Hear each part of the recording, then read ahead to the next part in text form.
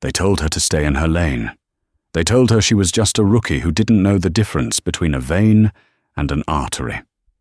But on a stormy Tuesday night in a forgotten hospital in rural Oregon, 24-year-old Holden Jenkins looked down at a dying John Doe and made a choice that would shake the Pentagon. She didn't know he was a 4-star general. She didn't know a kill squad was 5 minutes away. All she knew was that he was bleeding out, and she was the only thing standing between him and a body bag. 30 minutes later, the windows of the ER shattered as 2 Navy Black Hawks descended on the roof. This is the true story of the night a rookie nurse went to war. The rain at Blackwood County General didn't wash things clean. It just made the grime stick harder. It was 2:14 a.m. on a Tuesday, the kind of hour that feels like it exists outside of normal time. The fluorescent lights in the emergency room hummed with that headache-inducing frequency that only seasoned night shift workers stop hearing after their 3rd year. Holden Jenkins heard it. She heard everything. She was 6 months out of nursing school, and rookie was the kindest name the senior staff had for her. To Brenda Miller, the charge nurse with 30 years of experience and a heart made of calcified granite, Holden was the liability. "Jenkins!" Brenda's voice cut through the quiet, sounding like gravel in a blender. "If you're done staring at the rain, bed 4 needs a bedpan change, and Dr. Halloway is asleep in the lounge. Do not wake him unless someone is actively decapitated. Understood?" "Yes, Brenda. Yes." "Nurse Miller," Holden corrected herself, clutching her clipboard against her chest. She adjusted her glasses, pushing a stray lock of blonde hair behind her ear. She was tired. Her scrubs, once a crisp navy blue, were wrinkled from a double shift. She needed this job. Her student loans were a crushing weight, and Blackwood County, a failing hospital on the edge of the Oregon wilderness, was the only place that had hired her immediately. The hospital was a ghost ship. Budget cuts had slashed security down to a single guard, Old Man Earl, who spent most of his shift doing crossword puzzles in the lobby. The trauma center was technically a level 4, which meant they were glorified first aid providers. Anything serious was supposed to be airlifted to Portland, an hour away by chopper. But tonight, the storm had grounded everything. The wind was howling at 60 miles per hour, rattling the double doors of the ambulance bay. Holden finished with bed 4, an elderly man named Mr. Henderson, who thought it was 1974, and walked back to the nurse's station. She poured herself a cup of coffee that smelled like burnt rubber. She looked at the monitors. Quiet. Too quiet. Then the lights flickered. It happened fast. First, the low-voltage buzz of the overheads died, plunging the ER into grayscale gloom before the backup generators kicked in with a mechanical thud hiss. "Great," Brenda muttered from her desk, not looking up from her romance novel. "Power's spotty again. Jenkins, go check the breaker panel in the east wing." Holden nodded, setting her coffee down. She began to walk toward the hallway, but she stopped. A sound. It wasn't the wind. It was the distinct, aggressive screech of high-performance tires on wet asphalt. It was getting louder. Fast. Screech! A heavy vehicle slammed into the curb right outside the ambulance bay doors. "Trauma incoming?" Holden asked, her pulse spiking. "Radio's silent," Brenda said, frowning. "Ambulance would have called." Holden turned toward the glass doors, just as high-beam headlights flooded the waiting room, blinding them. It wasn't an ambulance.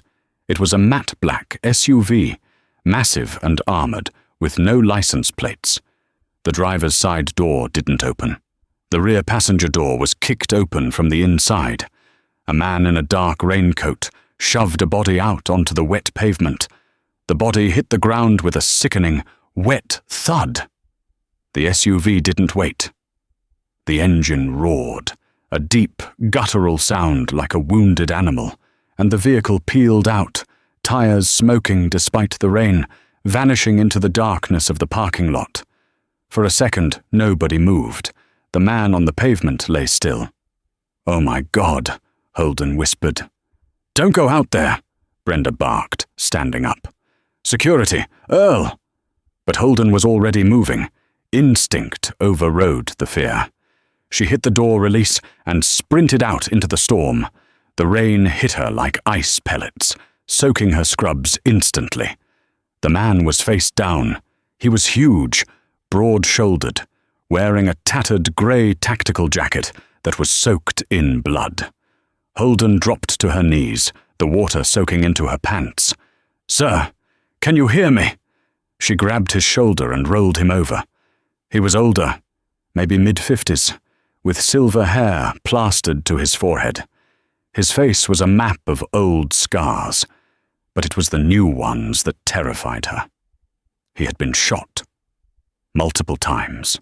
The blood was pooling around him, mixing with the rainwater, swirling into the drain like pink oil. "Earl, get a gurney, now!" Holden screamed, her voice cracking over the wind. Earl, the security guard, came stumbling out, looking terrified. Together they heaved the man onto the stretcher. He was dead weight, dense with muscle. As they rushed him through the sliding doors, leaving a trail of water and blood on the linoleum, the man's eyes flew open. They were steel grey, terrifyingly lucid. He reached up, his hand clamping onto Holden's scrub top with a grip that bruised. "No!" he rasped, blood bubbling between his teeth. "No! Police!" "Sir, you've been shot, we have to." "No police!" he snarled, trying to sit up before collapsing back, his head lolling to the side. "Compromised. Protocol 7 Alpha," he passed out. "Protocol 7 Alpha," Brenda scoffed, running alongside the gurney as they slammed into Trauma Room 1. "He's delirious. Probably a drug deal gone wrong. Jenkins, cut his clothes off. I'm calling the sheriff." "He said no police, Brenda," Holden said, grabbing the trauma shears. "He's a John Doe dumped by a black SUV in the middle of nowhere. Jenkins, I don't care what he said. I'm calling the sheriff." Brenda marched out to the desk. Holden was alone with the dying man. She took a deep breath, her hands trembling, and brought the shears to his jacket. She had no idea that by cutting open that jacket, she was about to cut ties with her old life forever. The sound of the shears slicing through heavy fabric was the only noise in Trauma Room 1. Snip, snip, rip. Holden worked fast, peeling back the layers of the grey tactical jacket. Underneath, he wore a black thermal shirt that was soaked through with blood. She cut that too, exposing his chest. She gasped. It wasn't just the fresh wounds, 2 gunshot entry wounds in the lower abdomen and a nasty laceration across his clavicle. It was the old wounds. The man's torso was a tapestry of violence. Burned scars stretched across his left ribs. Puckered, star-shaped scars from what looked like shrapnel dotted his right pectoral. This wasn't a drug dealer. This wasn't a gang-banger from the city. Holden had grown up with a father who hunted. She knew what gunshot wounds looked like.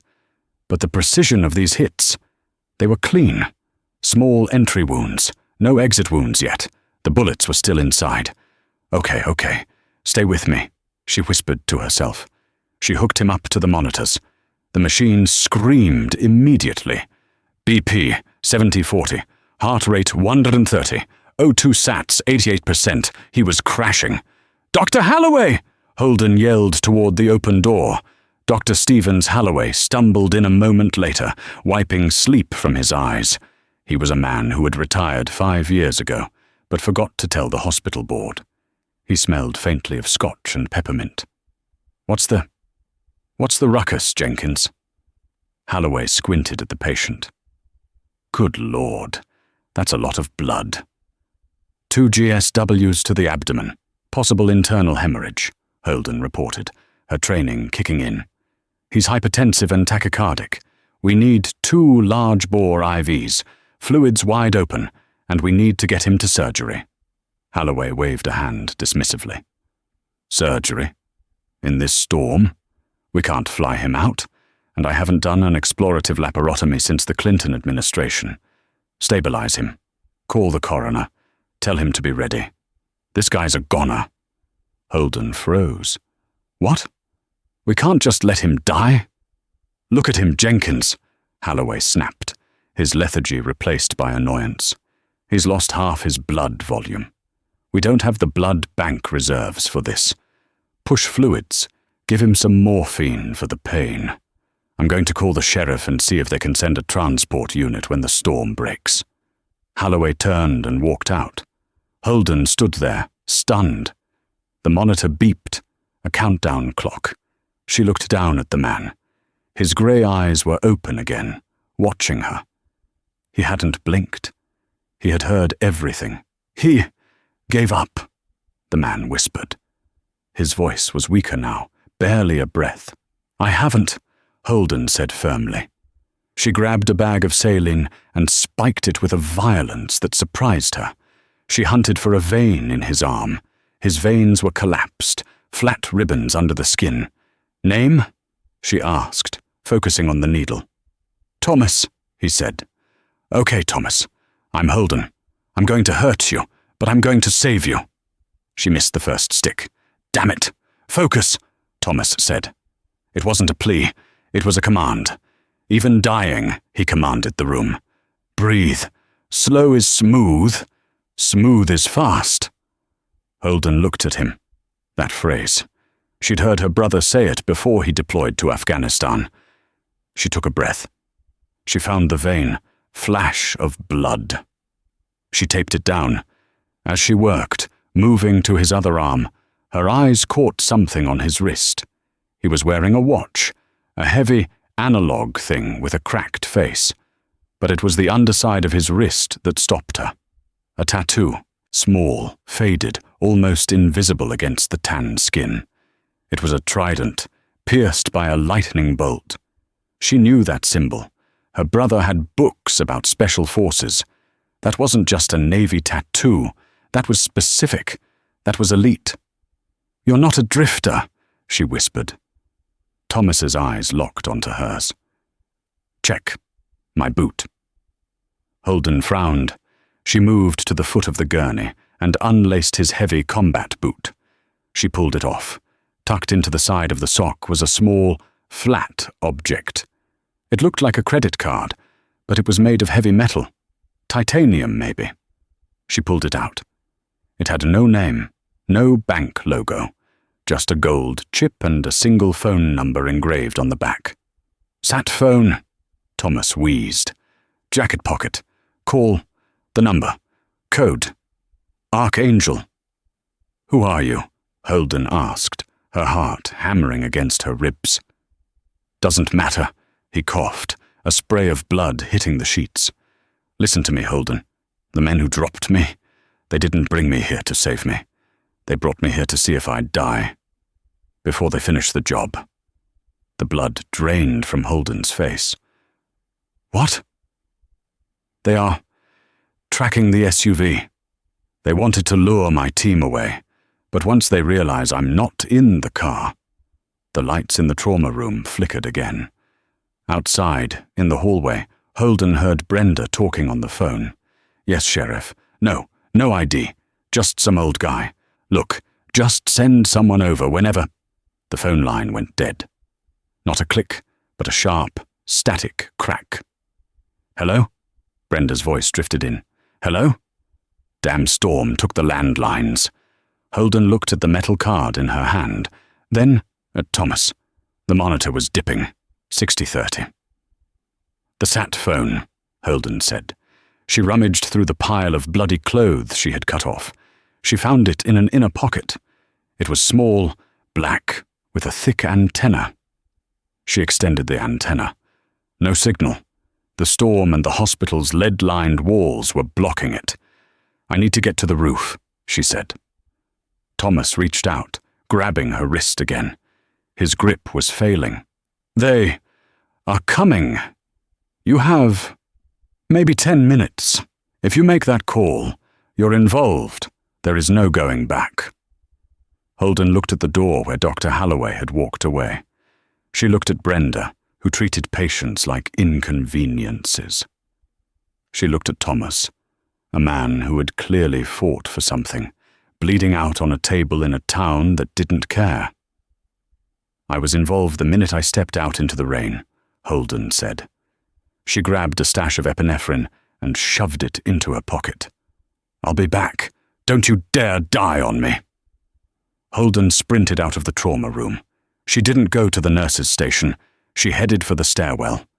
As she pushed through the heavy fire door, she heard a sound that made her blood freeze. The automatic doors at the ER entrance slid open, but there was no car engine this time, just the wet slap of boots on the floor. Heavy boots, many boots. "Hello?" Brenda's voice echoed from the lobby. "Visiting hours are over.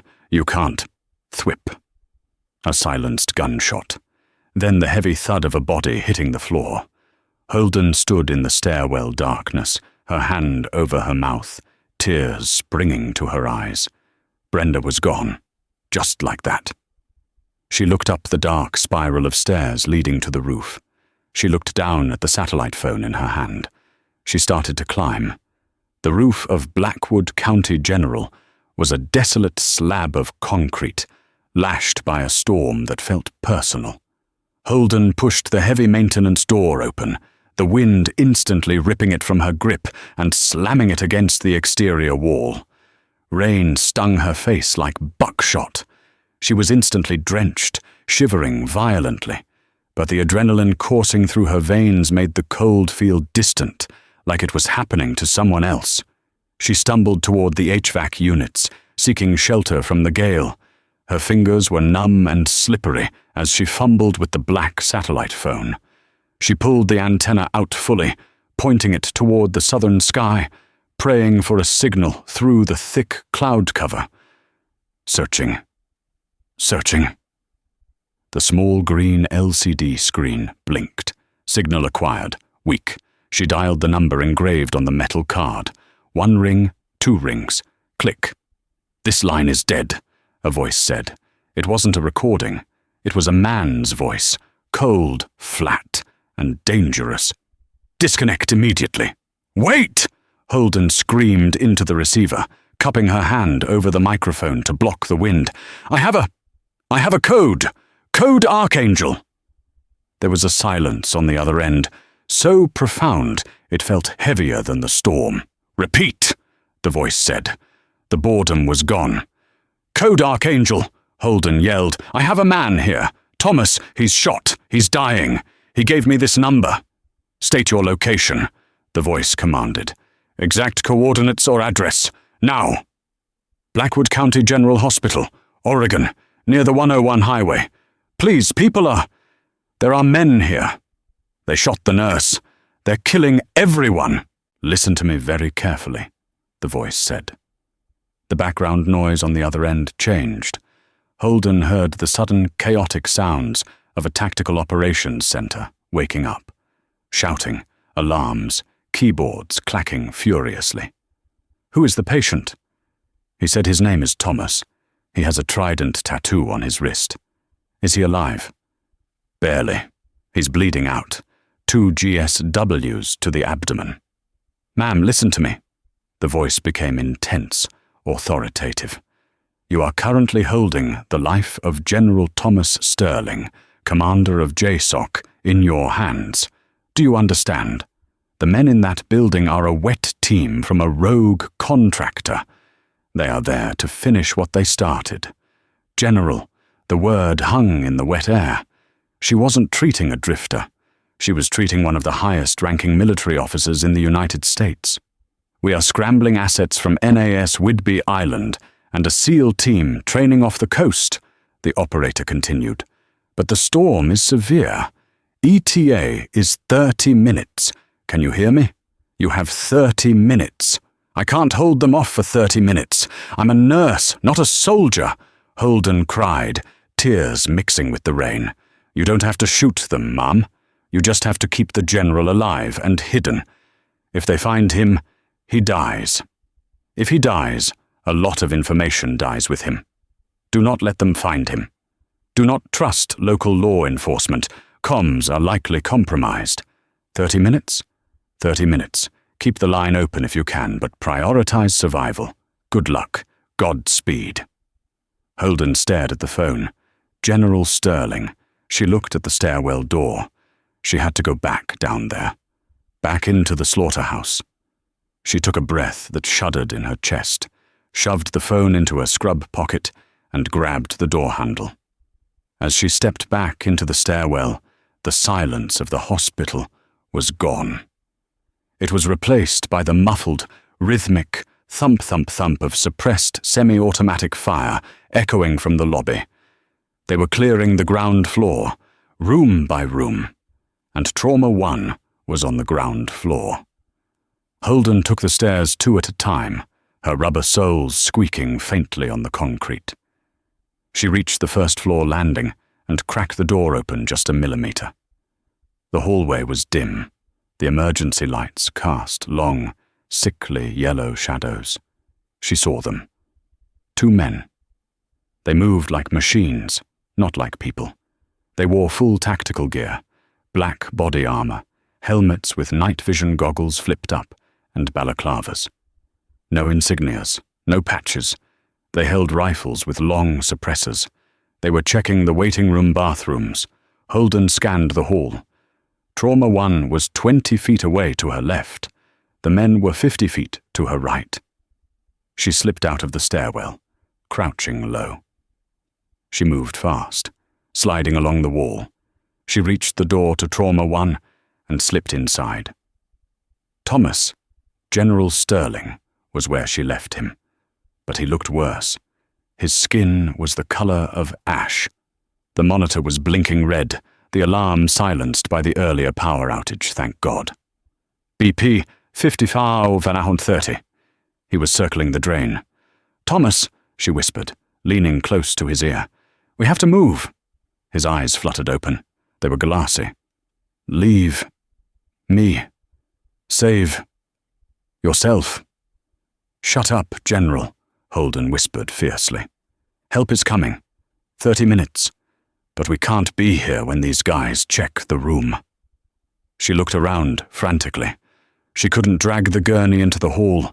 The wheels would squeak, and they'd be seen instantly. She couldn't carry him. He was 220 pounds of solid muscle. Her eyes landed on the supply closet in the corner of the trauma room. It was tiny, used for storing mops and bulk saline. But behind the shelving unit, there was a laundry chute. It was an old system, boarded up years ago when the hospital modernized, but the chute led directly to the basement laundry facility. This is going to hurt, she told him. She grabbed a sheet, wrapped it around his torso tight to put pressure on the wounds, and lowered the side rails of the gurney. On 3. 1, 2, 3. She pulled. He groaned, a low, guttural sound of agony as his heavy frame slid off the mattress.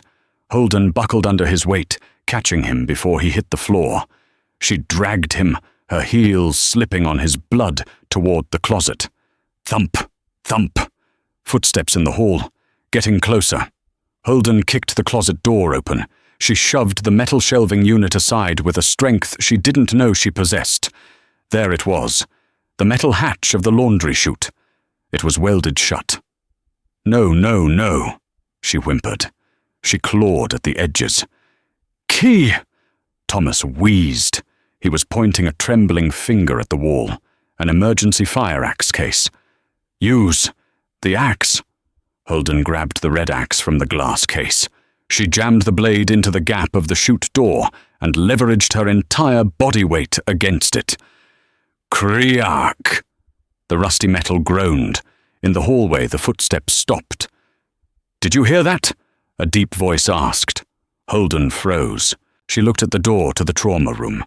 The handle was turning. She looked at the chute. She heaved on the axe handle one last time. Snap! The weld broke. The hatch fell open, revealing a dark, steep slide into the abyss of the basement. Go, she whispered. She pushed Thomas. He slid headfirst into the darkness without a sound. Holden didn't wait. She dove in after him, just as the door to Trauma 1 was kicked open. She slid down the metal tunnel, gathering speed, tumbling through the darkness. It was a terrifying, claustrophobic 3-second drop before she shot out the other end, landing hard on a pile of soiled hospital linens. She gasped for air, scrambling off the pile. Thomas was lying next to her, motionless.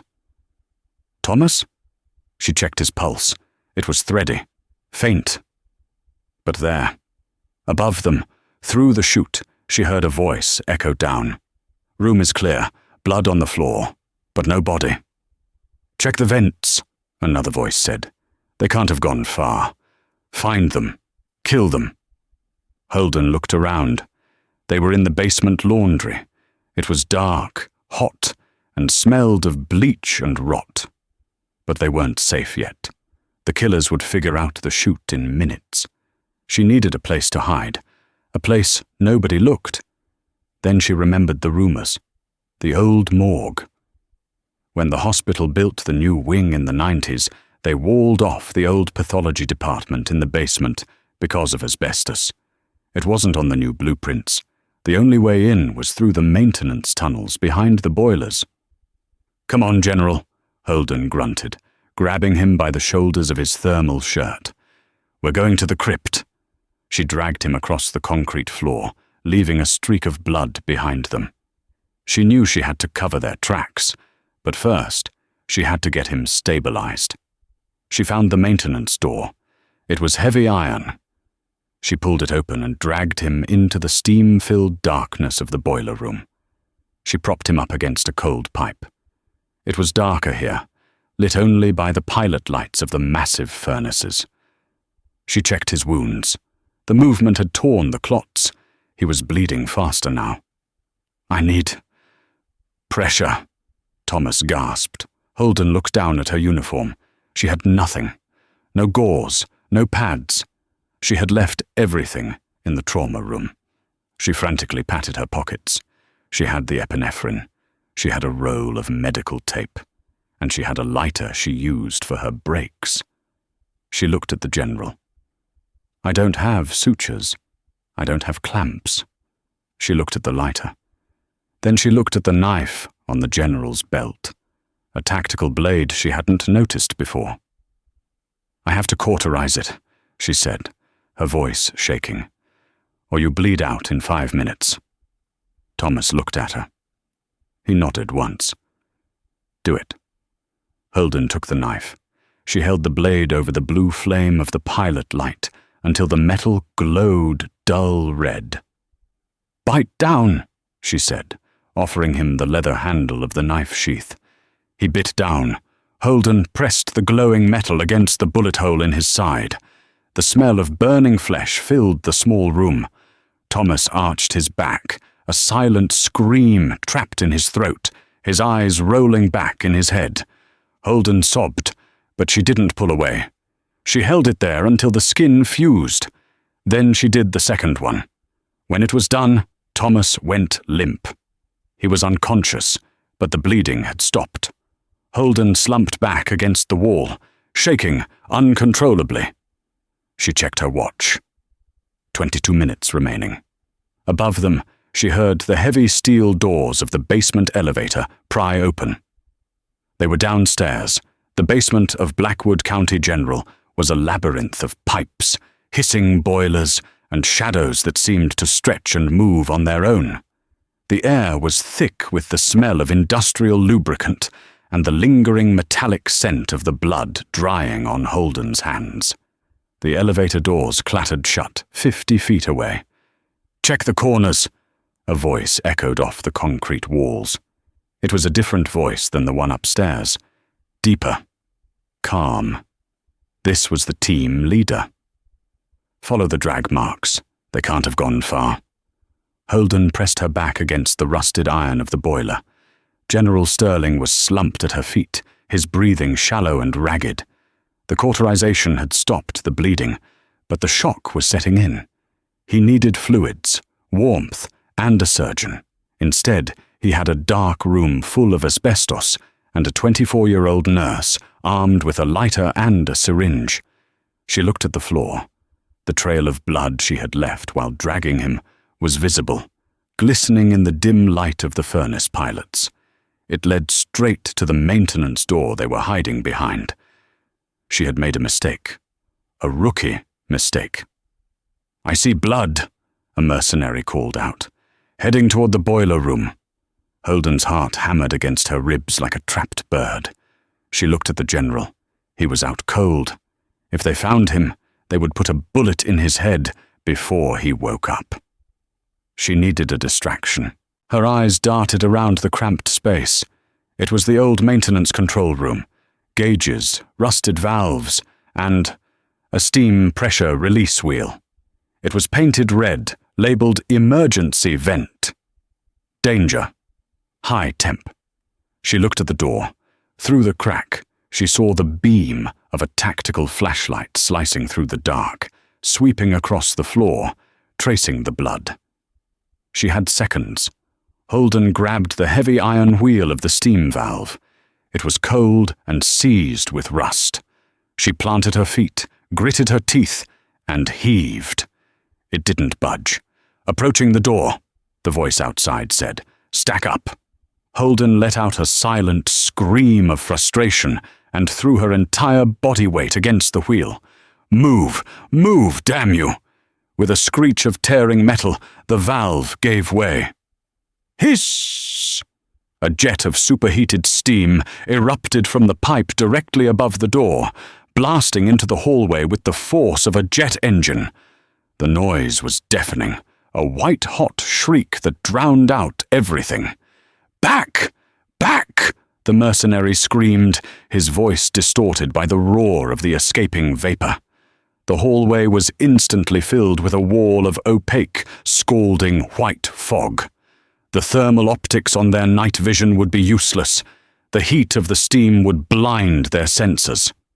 "Move," Holden whispered to herself. She grabbed the general's collar again. She couldn't go out the door, but the boiler room had a secondary access, a narrow crawl space meant for pipe maintenance. It was tight, dark, and infested with spiders, leading deeper into the abandoned foundation of the hospital. She shoved the general's feet into the hole. He was heavy, dead weight. She pushed and pulled, scraping her elbows raw against the concrete. As she squeezed herself into the crawl space and pulled a piece of plywood over the opening, the door to the boiler room was kicked in. She froze. Through the thin wood, she heard them enter, coughing, swearing. "Clear the steam," the leader barked. "Where are they?" "Blood trail ends here, boss. Just a pool of it." "They're rats," the leader spat. "Check the vents. Check the crawl spaces. If it's big enough for a cat, it's big enough for them. And kill the power to the basement. I want total darkness. Let's see how they navigate then." Click. The pilot lights on the furnaces flickered and died as the gas was cut. The emergency bulbs in the hallway went dark. Holden was now in pitch blackness, wedged in a 2-foot-wide tunnel under the earth, holding the hand of a dying general, with 3 killers hunting her by sound alone. She checked her watch. The glow in the dark hands seemed mockingly slow. 14 minutes remaining. Time distorts in the dark. Minutes felt like hours. Every drip of condensation sounded like a footstep. Holden had dragged the general about 50 feet through the crawl space before it opened up into a larger chamber. She felt around blindly. Cold tiles. A drain in the center of the floor. Smelled like formaldehyde. They were in the old morgue. She fumbled in her pocket and pulled out the general's satellite phone. She shielded the screen with her shirt and clicked it on for a split second. No signal. "Damn it," she breathed.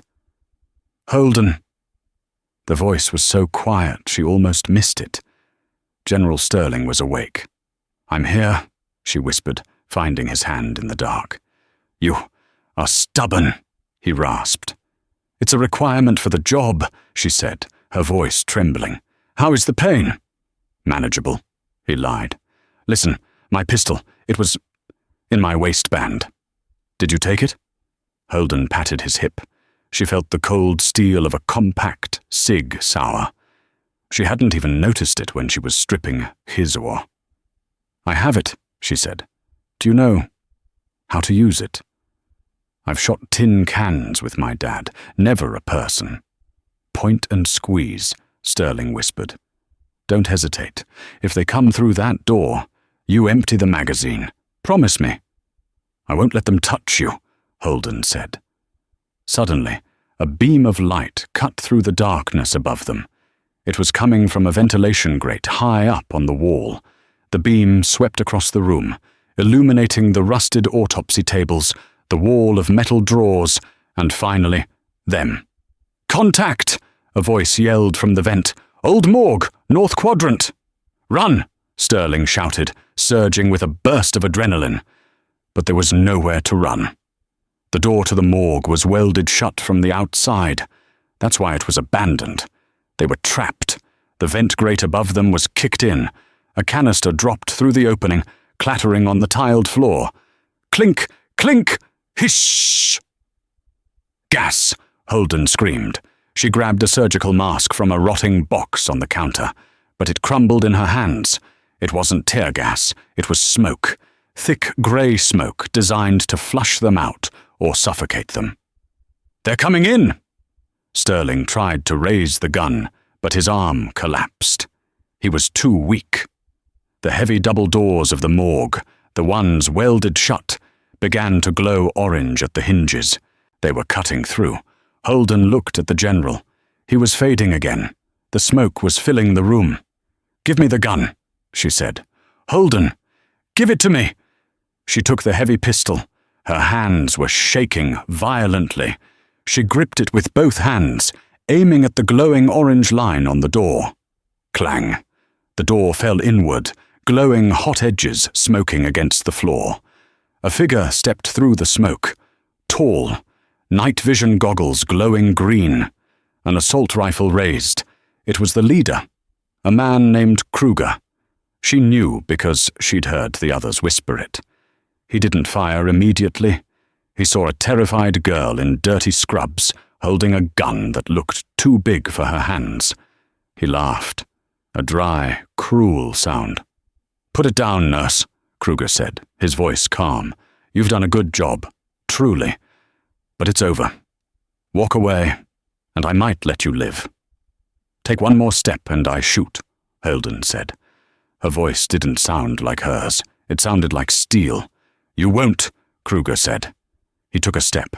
Holden pulled the trigger. Bang! The recoil nearly broke her wrist. The shot went wide, hitting the doorframe. Kruger didn't flinch. He raised his rifle. "Have it your way." He was going to kill her. Time seemed to slow down. Holden saw his finger tightening on the trigger. She saw the muzzle flash beginning to bloom. She closed her eyes. Thwop, thwop, thwop, thwop. The sound wasn't a gunshot. It was a vibration that shook the very foundations of the building. It was a rhythmic, heavy beating that rattled the teeth in her skull. Glass shattered upstairs. Then a voice, amplified by a voice of God loudspeaker system, boomed from the sky, penetrating even the basement depths. "This is the United States Navy. The building is surrounded. Drop your weapons or you will be engaged." Kruger looked up, distracted for a fraction of a second. Holden didn't close her eyes this time. She remembered the epinephrine in her pocket, the adrenaline pen. She didn't shoot him. She lunged. As Kruger turned his head toward the ceiling, Holden sprinted the 10 feet between them. She didn't go for the gun. She jammed the auto-injector of epinephrine into the exposed skin of his neck, just above his body armor, and thumbed the plunger. Kruger roared, shoving her backward. She flew across the room, hitting the autopsy table hard. He raised his rifle to finish her, but then his hand started to shake. His heart, suddenly flooded with a massive, toxic dose of adrenaline, began to fibrillate. His vision tunneled. The gun slipped from his fingers. He clutched his chest, gasping, his knees buckling. He collapsed to the floor, convulsing. Holden lay on the ground, gasping for air, watching the man twitch. Then, the ceiling of the morgue exploded. Ropes dropped through the skylights of the upper floors, down the elevator shafts, down the vents. Men in multimodal camo with four-eyed panoramic night vision goggles descended like spiders. The laser sights of a dozen rifles swept the room. "Clear! Clear! Clear!" A massive soldier landed in front of Holden, shielding her with his body. He bore the patch of a specialized heavy response team. He turned to her, lifting his visor. He looked terrifying, but his voice was gentle. "Ma'am? Are you the nurse?" Holden nodded, unable to speak. "Secure the general," the soldier yelled into his comms. "We have the package. I repeat, Archangel is secure. Get the medics in here, now." Two medics rushed past him, kneeling beside Sterling. The soldier offered a gloved hand to Holden. "You can stand down now, ma'am," he said. "We've got the watch." Holden took his hand, and then, for the first time that night, she let herself cry. The silence that followed the explosion was heavier than the noise itself. For a few seconds, Holden couldn't hear anything but the high-pitched ringing in her ears, a sharp, piercing whine that drowned out the world. She was lying on the cold tiles of the morgue floor, debris from the ceiling, dusting her hair like grey snow. The air was thick with the acrid smell of pulverized drywall, spent gunpowder, and the metallic tang of the smoke grenades. She tried to push herself up, but her arms felt like jelly. The adrenaline that had sustained her for the last 40 minutes had vanished, replaced by a crushing, paralyzed exhaustion. "Ma'am, look at me. Eyes on me." A gloved hand, massive and knuckles reinforced with carbon fiber, gently gripped her shoulder. Holden blinked, her vision swimming. The soldier in front of her was a giant, his face obscured by a panoramic four-tube night vision system that was currently flipped up, revealing tired, intense blue eyes smeared with camo paint. "Are you hit?" he asked, his voice calm but demanding. He was scanning her body for blood that wasn't hers. I don't think so," Holden stammered. Her voice sounded like it was coming from underwater. "The general, is he?" She looked past the soldier. The morgue was swarming. 6 other operators, moving with a fluid, terrifying efficiency, had secured the room. 2 of them were kneeling over the body of Kruger. They weren't checking for a pulse. They were zip-tying his hands and checking his pockets for intel. They moved like machines, devoid of anger or panic. In the center of the room, 2 combat medics were working on General Sterling. They had cut away the rest of his thermal shirt and were applying high-tech pressure dressings that looked nothing like the gauze Holden used in the ER. "BP is 90/60. Pulse is thready but regular," one of the medics called out. "I see cauterization on the abdominal wounds. Crude but effective. Who did this?" The giant soldier looked back at Holden. "She did." The medic paused, looking up from the general's battered torso. He looked at the burn marks, then at the trembling 24-year-old nurse. He nodded once, a gesture of immense professional respect. "Good work. You bought him an hour. We're moving. Package is stable for transport. Let's go, let's go." "We're moving out," the giant said to Holden, pulling her to her feet. "Stay close to me. Do not let go of my vest. We don't know if there are more hostiles in the perimeter." They moved out of the morgue, not through the crawl space, but through the main doors the team had breached.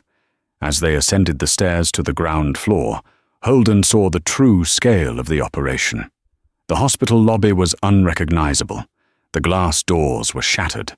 The reception desk, Brenda's domain, was now a temporary command post. Men in mismatched tactical gear were setting up satellite comms arrays on the counter.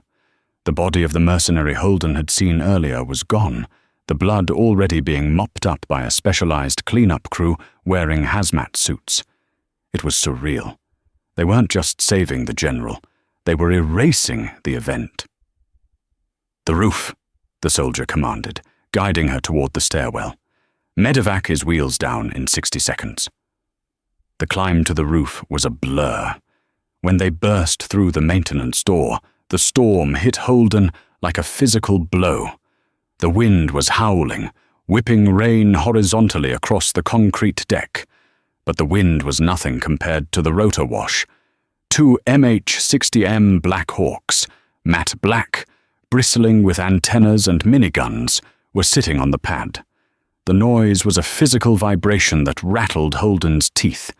The heat from the engines fought against the freezing rain, creating a swirling mist of steam and water. The medics rushed the general toward the lead helicopter. The rotor blades sliced the air just feet above their heads. Holden stopped near the doorway, shivering violently, hugging her arms to her chest. She watched them load him. He looked so small on the stretcher, surrounded by all that technology and firepower. The giant soldier stopped and turned back to her. He removed his helmet, revealing a shaved head and a scar running down his jawline. He leaned in close so she could hear him over the screaming turbines. "We have to go," he shouted. "But you need to listen to me carefully, Holden." She looked up at him, water dripping from her nose. "What happened here tonight? The official report will state that a gas main ruptured in the basement, causing a structural failure and a fire. The men you saw, they don't exist. The man you saved, he was never here." Holden looked at the black helicopters, then back at the soldier. "They killed Brenda. They killed the security guard." "We know," the soldier said, his expression hardening. "And we took care of the men who did it. There is no one left to hurt you. But for your safety, and for the safety of this country, this story stays in the dark. Do you understand?" It was a heavy burden to place on someone who had just survived a massacre. But Holden looked at the helicopter where Thomas lay. She understood. Some truths were too dangerous to be spoken. "I understand," she whispered. "Good." The soldier reached into a pouch on his chest rig. He pulled out a patch. It was hook and loop, torn from a uniform. It wasn't the unit patch of the rescue team. It was the general's. He pressed it into her freezing palm. "The general was drifting in and out while we stabilized him downstairs," the soldier said, his voice softening. "He told me to give you this. He said you earned your trident tonight. He said he's never seen a civilian keep their cool like that." Holden looked down at the patch. In the dim red strobe lights of the helicopter, she saw the black shield and the silver lightning bolt. It felt heavy in her hand. "He's going to make it?" she asked. "He's a stubborn son of a bitch," the soldier grinned, a flash of white teeth in the dark. "Thanks to you, he'll be yelling at us by tomorrow morning." The pitch of the helicopter engines changed. The whine grew into a roar as the pilots increased the collective. "Clear the deck!" the loadmaster screamed from the helicopter door. The soldier stepped back, snapping a sharp salute to Holden. It wasn't a patronizing gesture. It was the salute one warrior gives another. "Stay safe, Holden." He turned and sprinted toward the bird, leaping onto the skid and disappearing into the dark cabin. Holden shielded her eyes against the stinging spray as the massive machines lifted off. They didn't rise slowly. They surged upward with aggressive power, banking hard to the west, their navigation lights extinguishing as they went dark for the flight home. Within seconds they were gone. Swallowed by the storm clouds, Holden was left alone on the roof of Blackwood County General. The rain soaked her scrubs, washing away the blood that wasn't hers. The door to the stairwell opened behind her. "Miss! Miss!" It was a local sheriff's deputy, looking terrified and confused. He had his flashlight beam trained on her. "We got reports of Jesus, are you okay? We heard explosions. The state police are blocking the road. They wouldn't let us in until the choppers left. What happened here? Holden turned to face him. She squeezed the patch in her hand tight, feeling the rough embroidery bite into her skin. She looked at the chaos below, the flashing lights of the ambulances that were too late, the empty space where the helicopters had been. She took a deep, shuddering breath. She remembered the soldier's words. She remembered the look in Thomas's grey eyes when she burned his wounds closed. "Gas leak," Holden said, her voice hollow but steady. She walked past the deputy, heading for the warmth of the stairwell. There was just a bad gas leak. As she walked down the stairs, leaving the storm behind, she knew her life as a rookie nurse was over. The woman who walked out of those doors was someone else, entirely. She was the woman who had held the line. The coffee shop in Portland was warm and smelled of cinnamon, a stark contrast to the antiseptic sting of the ER. Holden sat by the window, studying for her advanced trauma certification. She had left Blackwood County General a week after the incident. She couldn't walk those halls anymore without seeing the ghosts of that night. She had moved to the city, taking a job at a major Level 1 trauma center. Her phone buzzed. An unknown number. "Hello? Ms. Jenkins?" A woman's voice, professional, crisp. "Please hold for the Secretary of Defense." Holden froze. She put her pen down. "Holden?" A familiar, gravelly voice came on the line. It was stronger now, no longer wheezing, but unmistakable. "Thomas?" she whispered. "It's General Sterling," he corrected gently, though she could hear the smile in his voice. "I'm calling to settle a debt." "You don't owe me anything. You're alive. That's enough." "Not for me.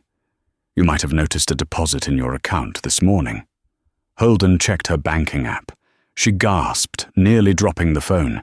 The student loans, all $80,000 of them, were gone, paid in full, and there was a surplus, a significant one.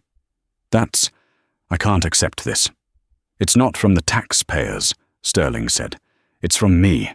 Consider it a consulting fee for advanced field cauterization techniques. Also, check your mail." Holden looked up. A man in a dark suit was walking toward her table. He didn't look like a mailman. He placed a thick envelope on the table, nodded once, and walked away. "What is this?" she asked the phone. "An offer," Sterling said. "The Navy Medical Corps is looking for people who can keep their head when the world is ending. We need flight nurses for the extract teams. It's dangerous. The hours are terrible. But you'll never have to fix a bedpan again." Holden opened the envelope. It was a commission, rank of lieutenant. "Why me?" she asked. "Because," Sterling said, his voice turning serious, "when Kruger had a gun to your head, you didn't close your eyes. You attacked. You're a fighter, Holden, and we need fighters." Holden looked out the window. The rain was falling, just like that night. But she didn't feel cold anymore. She felt a fire in her chest. She picked up the pen. "When do I start?" And that is the incredible true story of Holden Jenkins. She started her shift as an unsure rookie and ended it as the guardian angel of a 4-star general. It's a powerful reminder that heroes aren't born. They're forged in the fire of the moment. Holden didn't have a weapon, and she didn't have backup. She just had the will to say, "Not on my watch." What would you have done in that basement? Would you have run, or would you have stayed to fight for a stranger? Let me know in the comments down below. I read every single one. If this story had you on the edge of your seat, please smash that like button. It really helps the channel grow and lets me find more untold stories like this one. Don't forget to subscribe and hit the bell icon so you never miss a upload.